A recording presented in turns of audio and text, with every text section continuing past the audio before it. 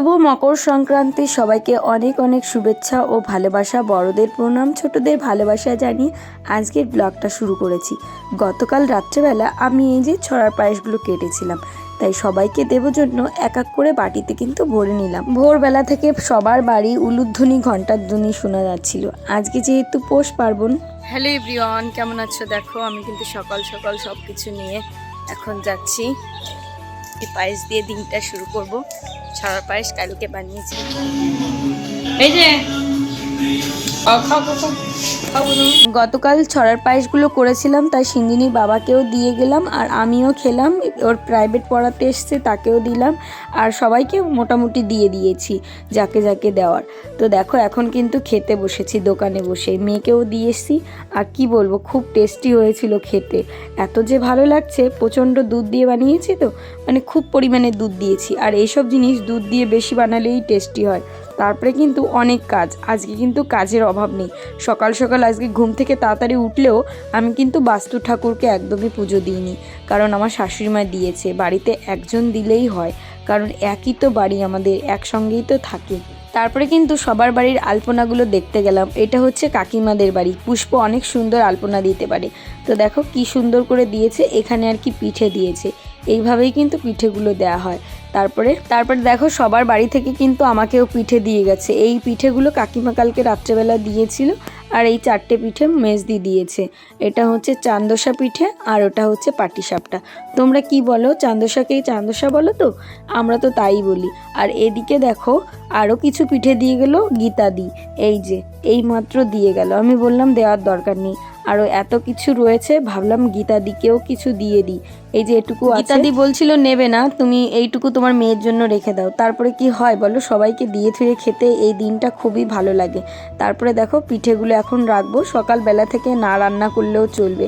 কিন্তু গতকাল কিন্তু আমার খাওয়া দাওয়া তেমন হয়নি, তাই জন্য ভাবলাম না, সকালবেলায় পিঠের জন্য বসে থেকে লাভ নেই, কিছু রান্না করি।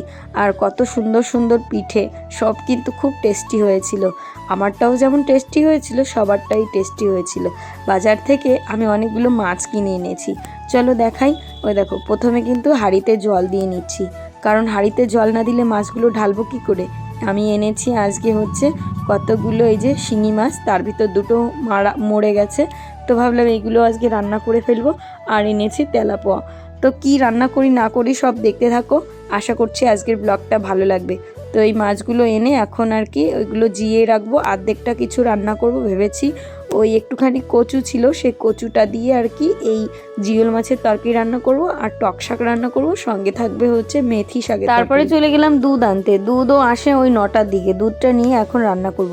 তো বন্ধুরা দেখো আমি রান্না বান্না শুরু করে দিয়েছি। প্রথমে ভেবেছিলাম করব না, তারপরে ভাবলাম না করেই ফেলি। আর আজকে রান্না করব মেথি শাকের তরকারি, তারপরে টক পালন শাক, আর সঙ্গে থাকবে হচ্ছে কচু দিয়ে জিয়েল মাছের তরকারি। তো তারপরে তো আঁকাবুকি করতেই হবে, কারণ কালকে দেখেছো তোমরা কত কষ্ট করে লেবাপোছা করেছি। তো আমার শাশুড়িমা সকাল সকাল পিঠে দিয়ে দিয়েছে বাস্তে ঠাকুরকে, তাই কিন্তু আমি আর করলাম না, কারণ বাড়িতে একজন দিলে হয়ে যায়।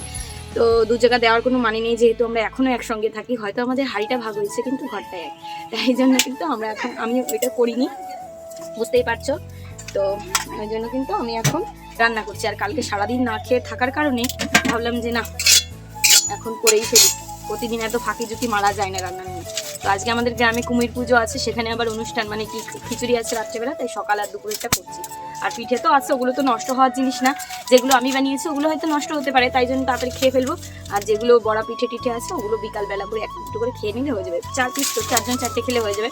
তো চলো দেখতে, চলো রান্না বান্নাটা তোমাদের সঙ্গে শেয়ার করি। এই দেখো মেথি শাক এনেছিলাম 2 আটি, ভেবেছি একটা কাসুরি মেথি বানাবো আর এমনি কিছু মেথি শাক রান্না করব। তো শাক পাতা সব কিছু বেছে নিলাম। আর এদিকে কিন্তু কড়াই চাপিয়ে দিয়ে আমি মাছটা ভাজা বসিয়ে দিলাম। আর কটা জিওল মাছ কেটেছি, মাছগুলো আমার ভাজা হয়ে গেছে। সেই তেলের ভিতর কচুগুলো সিদ্ধ করে রেখেছিলাম, এটা হচ্ছে মান কচু। তো সিদ্ধ হওয়ার পরে কিন্তু ভালো করে ভেজে নুন হলুদ দিয়ে আমি কিন্তু জলটা ঢেলে দিলাম আর চালটাও দিয়ে দিলাম। তো দেখো তরকারির ভিতর কিন্তু হলুদ নুন লঙ্কা দিয়ে দিয়েছি, তারপরে কিন্তু জল দিয়ে ভালো করে ফুটিয়ে এখন শুকনো লঙ্কা তেজপাতা ফোড়নে দিয়ে দিলাম, একটুখানি জিরে আর শুকনো লঙ্কা তুলে রাখলাম আর তার ভিতর ফোড়নটা দিয়ে দিলাম। এইভাবে কচুর তরকারি নর্মালভাবে রান্না করলে যে এত ভালো লাগে, খুব মশলাপাতি লাগে না রান্না করতে অ্যাকচুয়ালি। তো দেখো আমার কিন্তু রান্না হয়ে গেছে, কচুর তরকারিটা পাশে রেখে দিয়েছি, তারপরে জল দিয়ে আমি লঙ্কা দিয়ে আর একটুখানি দিয়ে দিলাম ওর ভিতর মাছ আর এই যে শাকগুলো দিয়ে দিচ্ছি।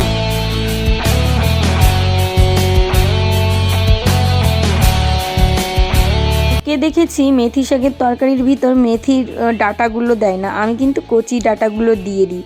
তো এইভাবে রান্না করলে কিন্তু খুব ভাল লাগে। দেখো একটুখানি হলুদ কম ছিল, হলুদটাও দিয়ে দিলাম। এখন শাকটাকে ফোড়নে দেব, একটুখানি রাঁধুনি আর রসুন ফোড়নে দিয়ে এই তরকারিটা রান্না করলে কিন্তু দারুণ হয় খেতে।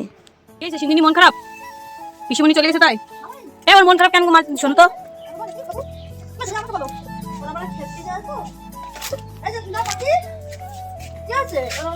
আর এদিকে আমার মেয়ে কিন্তু কান্না করা শুরু করেছে। ওর একটা খেলনা বাটি নেই, ওর বান্ধবীদের আছে, তাই বলছে আমাকে খেলতে নিচ্ছে না, তাই মন খারাপ করে বসেছিল।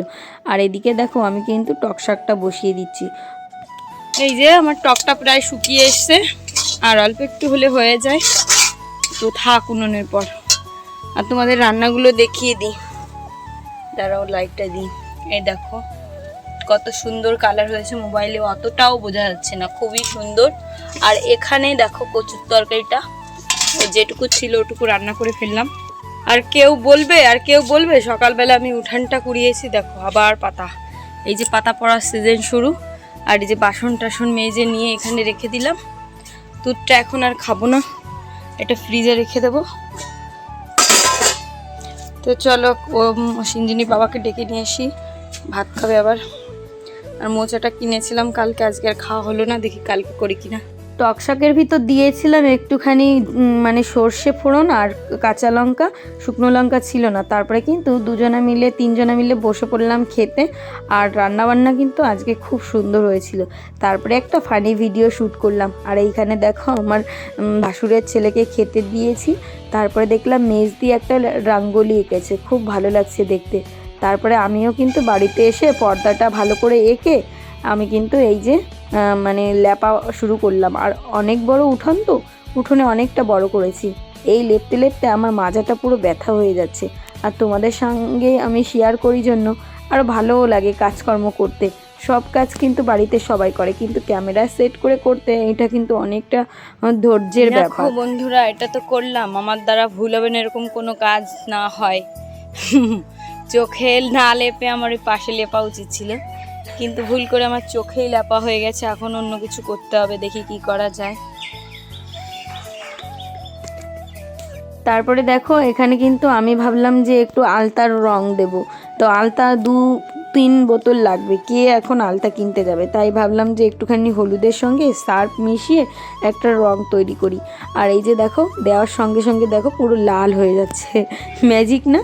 ছোটোবেলায় জানো তো আমরা যখন রান্নাবাটি খেলা করতাম তখন এই করতাম। আমরা খুব একটা করতাম না, কিন্তু আমার বোনরা দেখেছি করতো। তারপরে মনে পড়লো, তো এই বুদ্ধিটা করা যাক, এই করলে কিন্তু বেশ একটা রং আসবে। তো 3-4 চামচ হলুদ দিয়ে দিলাম আর সার্ফ দিয়ে দিলাম। এখন গিয়ে ল্যাপা পোছা শুরু করব। আমার কিন্তু অনেকটাই ল্যাপা হয়ে গেছে, দেখো শুধু এখন রং করার পালা। আর একটু চুন কিনে নিয়ে এসেছি 10 টাকার মতো, অনেকটা হয়েছে জানো তো। ওই চুন দিয়েও ভেবেছি চারিদিকটা একদম এঁকে দেবো। দেখো কি সুন্দর লাগছে। এখন ভাবলাম চুনটা গুলে নিই। তো জলের ভিতর 2 প্যাকেট চুন এনেছিলাম, ভালো করে নরম চুন ছিল, বেশি একটা শক্ত ছিল না, তাই জন্য গুলতে বেশি একটা টাইম লাগেনি। যতই 2 প্যাকেট আনি না কেন, যত বড় পর্দা আমার এই 2 প্যাকেটে হবে না, তাই কিন্তু চারিদিকটা দেখো গোল করে মানে এঁকে দিয়েছি। আর আমি দেখো দিতে গিয়ে পড়ে যাচ্ছিলাম, এই হয় মানে এতক্ষণ ধরে করছি তো ভুট হয়ে হয়ে ভীষণ কষ্ট হচ্ছে। তারপরে চারিদিকটা কিন্তু দেওয়া শুরু করলাম, কি ভালো লাগছে দেখতে। এরকম সমান উঠোন থাকলে এইভাবে লেপে যদি এইভাবে সুন্দর করে করা হয় কি যে ভালো লাগে। সংসারের কাজ তো সবাই করে, কেউ কি আর বসে খায়? যত যার বড় বাড়ি তার তত কাজ, যত যার লোক তার তত বাজ বেশি। কিন্তু আমরা যদিও 2টো লোক, তারপরেও কিন্তু আমাদের কাজের কোনো অভাব নেই। দেখো আমি আবার এরকম একটা ডিজাইন দিচ্ছি, খুব ভালো ডিজাইন পারি না, তারপরে ভাবলাম একটু আঁকাবুকি করলে কিন্তু বেশ ভালোই লাগে। তো চারিদিকে কিন্তু এরকম মাঝে মাঝে যেটা জায়গা আছে সেখানে কিন্তু এইভাবে দিয়ে দিচ্ছি, ভালোই লাগবে। একটা কিন্তু আবার মিস করেও যাব।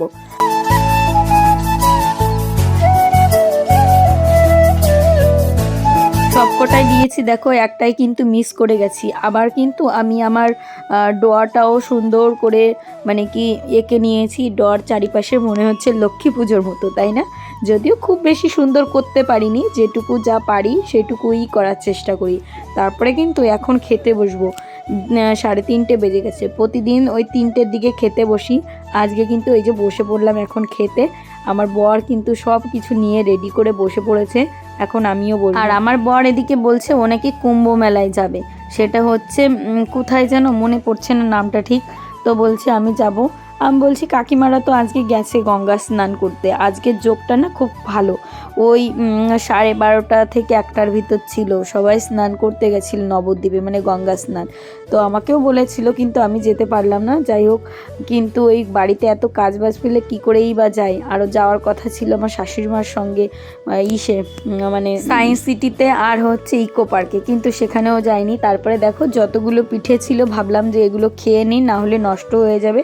আর আজকে ভাতটা খুব কম ছিল, তাই কিন্তু সবাই মিলে এক একটা করে পিঠে খাচ্ছি। আর আমার বর বলছে কি পিঠেগুলো তো খুব সুন্দর হয়েছে।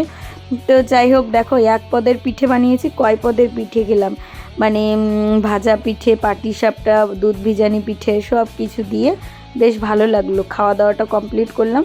আর আজকে আমাদের গ্রামে হচ্ছে কুমির পুজো, সেখানেও যাব একটু কাজকর্ম করতে, তো সেখানেও গেছিলাম, সেটা দেখানো হয়নি। বাড়ি এসে মেয়েকে পড়ালাম। সিঞ্জিনি এখন বই পড়ছি, এই যে বই হাতে, মেয়েকে গল্প বলে শোনাতে হবে। আর আমি আলপনাটা দিয়ে তোমাদের সঙ্গে ফাইনাল লুকই শেয়ার করিনি, তো পরে দেখাবো কালকে। আর এখন মেয়েকে পড়াচ্ছি, সকালবেলা থেকে ওই ল্যাপা পোছার পিছনে করতে করতে আমার পুরো মাজা শেষ, তাই না বাবা? আমাদের গ্রামে আজকে কুমির পুজো হচ্ছে, ওখানে রাত্রেবেলার খিচুড়ি আছে, তো ওখানে গিয়ে খাওয়া দাওয়া করবো। দেখো কি গান গায়, খিচুড়ি খিচুড়ি।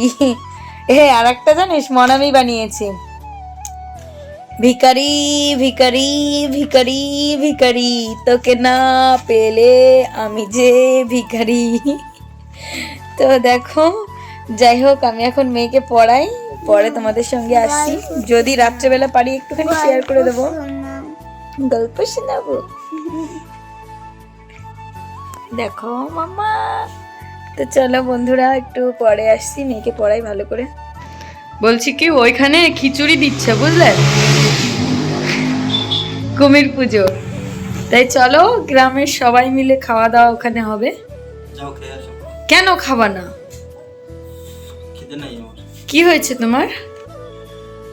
চলো না, একা একা খেতে যেতে ভালো লাগছে না, প্লিজ। বান্ধবী চলে গেছে, তোমাকে ছাড়া যেতে চাচ্ছি না, চলো গো। সত্যি যাবে না? নিয়ে আসবো তোমার জন্য, আনবো না? কি অবস্থা, রাত্রেবেলা ঘুমোতে পারবে না তো? আর্ধেক রাত্রে উঠে বলবো না তোমার খিদে পেয়েছে, ঠিক আছে? আচ্ছা ঠিক আছে, তাহলে চলে গেলাম। হ্যাঁ দেখো বন্ধুরা, আমরা এখন চলে এসেছি কুমির পুজোর এইখানে। আর দেখো কি রান্না বান্না হয়েছে তোমাদের বলি, এই দেখো খিচুড়ি, 2 কড়াই খিচুড়ি হয়েছে।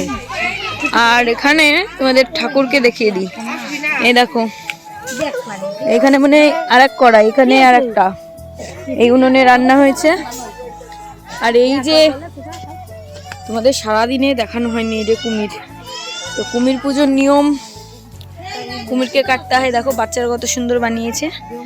এখানে পুজো হয়েছে, কি খাওয়া দাওয়া করছো? একটু দেখায়, বাচ্চারা বসেছে, দেখো। চৈতালি জায়গা রাখো, আমি কিন্তু খাবো। চৈতালি চৈতালি আমার জায়গা কই? তো দেখো বন্ধুরা, আমরা কিন্তু খেতেও চলে এসেছি। আমাদের গ্রামের বাচ্চা কাচ্চারা মিলে এসে কুমির পুজো করেছিল, সেখানে আজকে রাত্রেবেলা খিচুড়ি, দুপুরবেলা মানে সকালের দিকে প্রসাদ হয়েছিল, তো খিচুড়িটা রান্না করেছে, সঙ্গে ঘ্যাটও করেছে। তো এই যে দেখো বাচ্চারাই খেতে দিচ্ছে, কত ভালো উদ্যোগ নেয় সত্যি। গ্রামে ওই হালই গাতে আসে না কি বলে না, ওইটা করে, অনেক রকমের গান করে, তারপরে বস্তের ভর ধান চাল দিয়ে গোলা ভর। তোমাদের গ্রামে কি যায়? আমাদের তো গ্রামে সব মানে 3-4টে করে দল আসে, অনেক বড় গ্রাম তো সবাই আসে, তো সবাইকে এইভাবে দিই। কিন্তু আমাদের গ্রামের বাচ্চারা করেছিল। আর এদিকে কিন্তু আমার বরের জন্য একটুখানি এই যে খিচুড়ি নিয়ে রাখলাম, খাবে। আর মানে আজকে তো জামা কাপড় সব শুকায়নি, তো এই যে কটা আছে আর কিছু আছে সেগুলো কালকে ভাঁজ করব। এখন তো বিছানা করব। দেখো বিছানার অবস্থা, মেয়েকে পরিয়েছিলাম তো, আর খুব শীত, তাই কিন্তু কম্বল জড়িয়ে শুয়েছিলাম, মানে পড়াচ্ছিলাম।